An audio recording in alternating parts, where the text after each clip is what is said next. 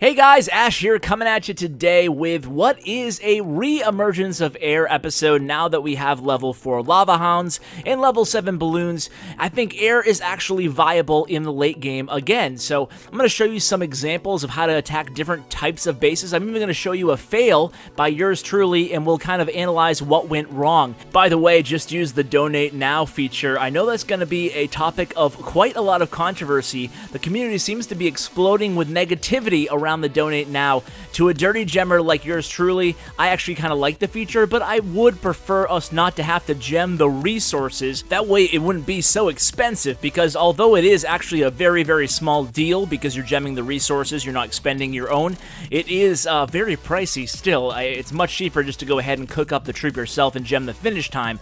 But anyway, let's get into a live attack here. I digress. Back to the subject at hand in today's video, and the idea here, I kind of just zoomed in on all the air defenses. The idea here is to use your king and your queen to take out the most accessible air defense on the base. Now, I always bring 4 wall breakers. Don't really have an issue using the wall breakers here. Sometimes the king goes around, but that's really okay. More often than not, your queen's going to be the one to take down that air defense. Just be careful you don't accidentally trigger the clan castle, because then a lava hound or a golem or something with a lot of hit points can't actually take down your queen before she takes down that air defense. Now, from then on out, you want to go ahead and allocate your 5 golems. You have 1 in the clan castle, and you cooked up 4 yourself, and you want to basically cover 2 of the remaining air defenses with those 5 golems. I like to do 3 towards the first air defense, and then 2 towards the second air defense. You want to do a slight delay between the 2 lava hounds, and then you just pepper in those balloons, depending on the number of point defenses and splash damage behind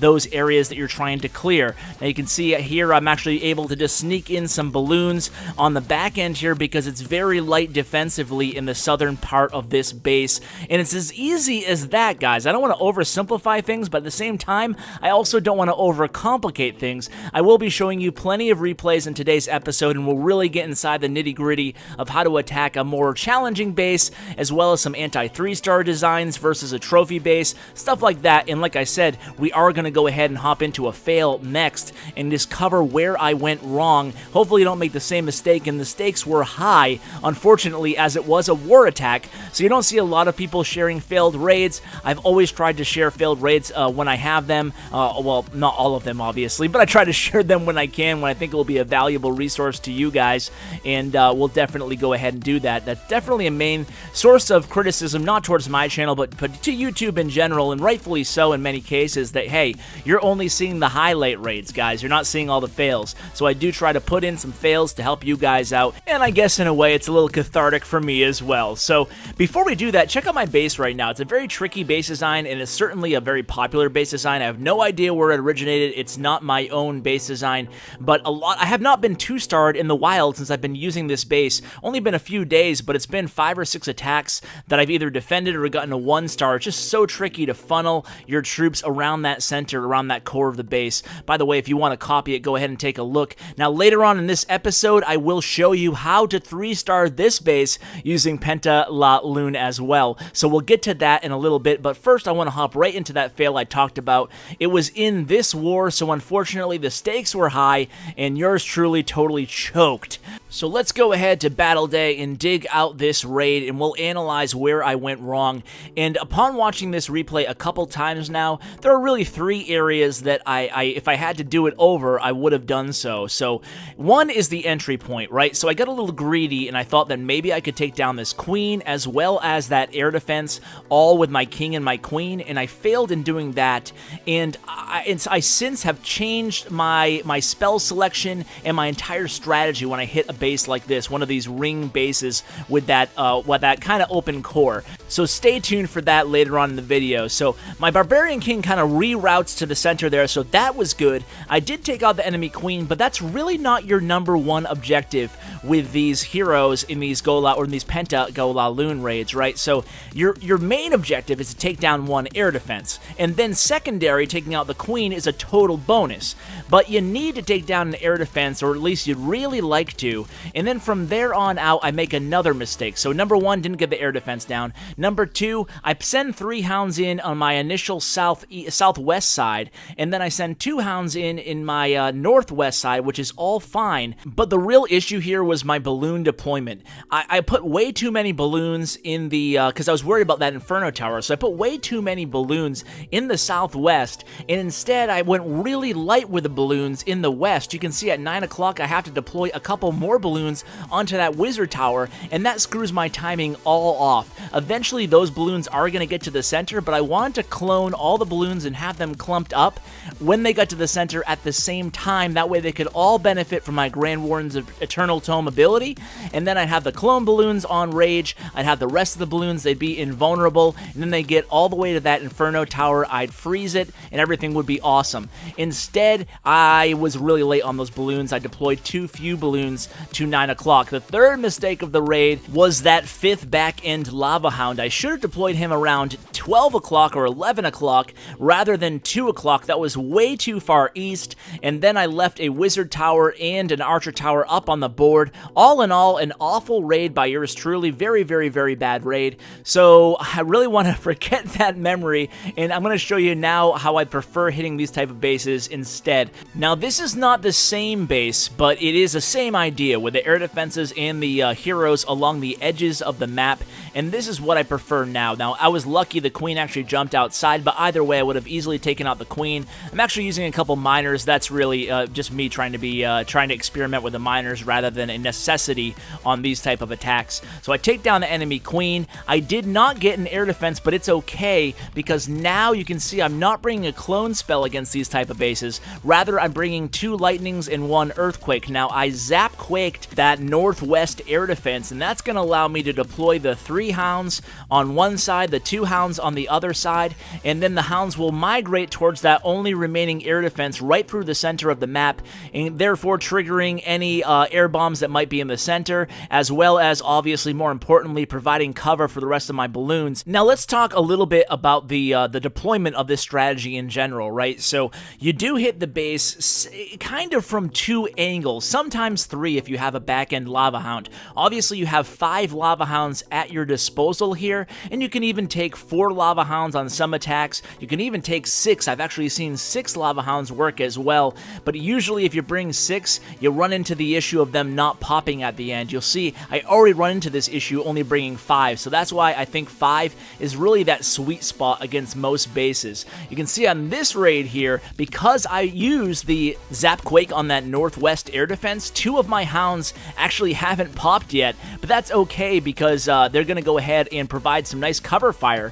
for those remaining balloons that have clumped up. I still have 1 balloon that I'm going to use on these Wizard Towers as soon as they get in range there, so there goes the last balloon to take down that last Wizard Tower. I would always hold off on at least 1 balloon, sometimes up to 4 for the back end to help out on those last remaining defenses, especially if they're a Wizard Tower, providing that cover from the splash damage or that distraction from that splash damage. So there you have it, another 3-star. This is going to be against an anti-3-star base, and again, we're going to go for the most easily accessible air defense here, and this time I'm going to deploy my Grand Warden with the first clump of Lava Hounds and balloons, because we're going to go into this base in an area that's really hot and heavy with defensive units. So I did trigger the clan castle there, not exactly what you'd want to do in an ideal scenario, but I go ahead and use both my hero abilities early on there, basically just trying to take down that golem that was in that defensive clan castle. So I finally get my queen onto that air defense, and while she's still alive, I'll go ahead and start the second phase of the attack. So 3 Lava Hounds at that first air defense. I'm going to drop my Warden right away with those balloons. You can see the balloons in groups of 2 or 3 for each defensive unit. Want to make sure I take out that splash damage, and then here come my next 2 Lava Hounds at that northeast air defense, backed up again by a group of about 6 to 8 balloons, and then I'm going to start using my spells. I do have the clone spell, love the clone spell, especially in air attacks. Actually, I love it in air and ground attacks. You guys know probably if you watched the last 3 or 4 videos I've done how much I love the clone spell. So here you can kind of pick and choose, right? So you have the Grand Warden's Eternal Tome ability, you have your free spell, and you have your clone spell. You want to make sure you get the timing right on your spells and your rage spell. So the idea here is when you use the Eternal Tome ability, you never want that to be at the same time of your free spell. So You're using the Eternal Tome ability separately than the free spell, obviously, because it's kind of like a built-in free spell. Now, it's also a great idea to go ahead and use the Eternal Tome ability right after you use the clone spell. So essentially, you're going to use a Rage right off the bat, usually on the balloons that are going into an area that is the most defensively dense. For example, if you're going into an Inferno Tower early on, you can use the Rage spell right there from the get-go. The other Rage spell, you essentially want to get a combination of the following going in the core of the base. You want to drop the clone, you want to drop the Rage, and then you want to hit the Eternal Tome ability, so you essentially have that extra 35 troop space that's all going to be protected by that Eternal Tome ability, and that is the beautiful thing about the clone spell. Not only does it allow you to replicate 35 troop space, 35 housing space, but it allows you, the attacker, to dictate exactly where you want to replicate it. So that's why you use it in the core, the most important part of the base. On an air attack, it also gives you a little bit of flexibility, right? So when you're attacking, sometimes some of the balloons might go off in an area where you didn't intend them to be. Balloon pathing is notoriously difficult to track at times, or you can plan it till you're blue in the face, but sometimes some balloons just head in a direction that you just didn't anticipate. That's one of the beautiful things about Friendly Challenge, by the way. So what you can do is you can find those balloons that, oh no, this clump of balloons is heading in the right direction, but there's not enough of them. That's why you can use that clone spell to replicate those balloons, and those extra 7 balloons are going to really help out a lot in those 16 seconds that they're alive, especially if you can combine them with that Rage and Eternal Tome ability. So that is really the combo that you're going for. And again, this attack here by Arrow shows my base, as I promised earlier in the video, my base being destroyed. It's a very popular base design, and basically what you're going to do is enter in with your heroes around 9 o'clock, use a few wall breakers to get the BK in there, try to take down 2 air defenses if possible. You can see that Arrow was not able to take down 2 air defenses, but he still played it cool, calm, and collected, and then just slowly trickled in those lava hounds starting at around 9 o'clock, then moving counterclockwise, and you can see it works out really well for him. Being very, very patient here, deploying the Grand Warden on the back end very late into this attack, but that's going to be beautiful here. He does have a large group of balloons all clumped up behind that lava hound. Plenty of pups still on the board. Now, if you run into a clan castle that doesn't present any issue to your air attack, so like let's say it's a golem or Valkyries or witches or something, you can go ahead and use your poison on the opposing Archer Queen, the defending Archer Queen. That's going to dramatically slow her rate of fire, and to be honest with you, Archer Queen along with the 4 air defenses are some of your biggest worries, I guess, in the Eagle Artillery on these Penta LaLoon attacks. So certainly use that poison spell on that Archer Queen. And guys, that's going to do it for today's episode. Thank you so much for watching till the end. I really appreciate it. Really appreciate you taking the time out of your day to hang out with me for a little bit. Stay tuned for a quick take on baby dragons coming up tomorrow morning. Guys, thanks so much for watching, and as always, take care.